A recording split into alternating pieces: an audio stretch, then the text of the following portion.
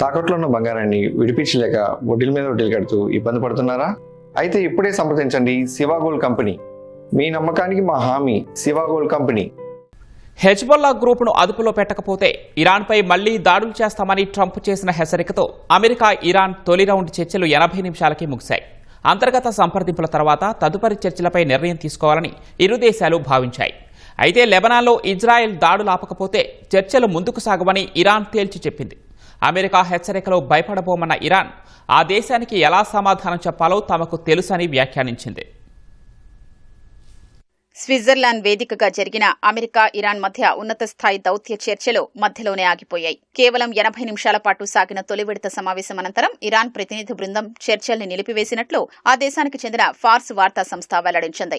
ఇజ్రాయెల్పై దాడులు చేయకుండా Hezbollah గ్రూపును నిలువరించారని ఇరాన్కు America అధ్యక్షుడు ట్రంప్ చేసిన హెచ్చరికే ఇందుకు కారణంగా పేర్కొంది.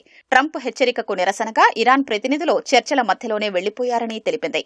అంతర్గత సంప్రదింపుల తర్వాత తదుపరి చర్చలపై నిర్ణయం తీసుకోవాలని ఇరు దేశాలు భావించినట్లు సంబంధిత వర్గాలు తెలిపాయి.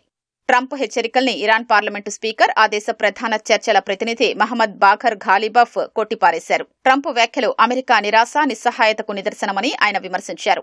అమెరికా బెదిరింపులకు ఇరాన్ భయపడే ప్రసక్తే లేదని స్పష్టం చేశారు. ఇరాన్ సాయుధ దళాలు అమెరికాకు సమాధానం చెప్పడానికి సిద్ధంగా ఉన్నాయని ఘాలిబఫ్ తేల్చి చెప్పారు. అమెరికా ఏ తరహా ప్రకటనలు చేసినా క్షేత్రస్థాయిలో చర్యలు తీసుకునేది తామేనని ఘాటుగా వ్యాఖ్యానించారు.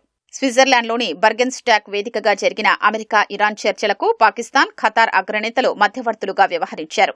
అమెరికా బృందానికి ఆ దేశ ఉపాధ్యక్షుడు జేడీ వ్యాన్స్ నేతృత్వం వహించగా ఇరాన్ బృందానికి ఆ దేశ పార్లమెంటు స్పీకర్ ఘాలిబఫ్ నేతృత్వం వహించారు. అమెరికా బృందంలో వ్యాన్స్ తో పాటు రాయబారి స్టీవ్ విట్కాఫ్, సలహాదారు జేర్డ్ కుష్నర్ ఉన్నారు. ఇరాన్ బృందంలో ఘాలిబఫ్ తో పాటు ఆ దేశ విదేశాంగ మంత్రి అబ్బాస్ అరాక్చి, విదేశాంగ అధికార ప్రతినిధి ఇస్మాయిల్ బఘాయి ఉన్నారు. ఈ రెండు బృందాలు పాక్ ప్రధాని షెహబాజ్ షరీఫ్ తో తొలుత విడివిడిగా సమావేశమయ్యాయి. పాక్ సైన్యాధిపతి ఆసిమ్ మునీర్, ఖతార్ కీలక నేతలు ఈ భేటీల్లో పాల్గొన్నారు. అనంతరం అమెరికా, ఇరాన్, పాకిస్తాన్, ఖతార్ ప్రతినిధులు చర్చలు జరిపారు. ఈ సమావేశంలో ఇరాన్ అణు కార్యక్రమంతో పాటు లెబనాన్లో ఇజ్రాయెల్ దాడులు సహా పలు అంశాలు చర్చించినట్లు తెలుస్తోంది.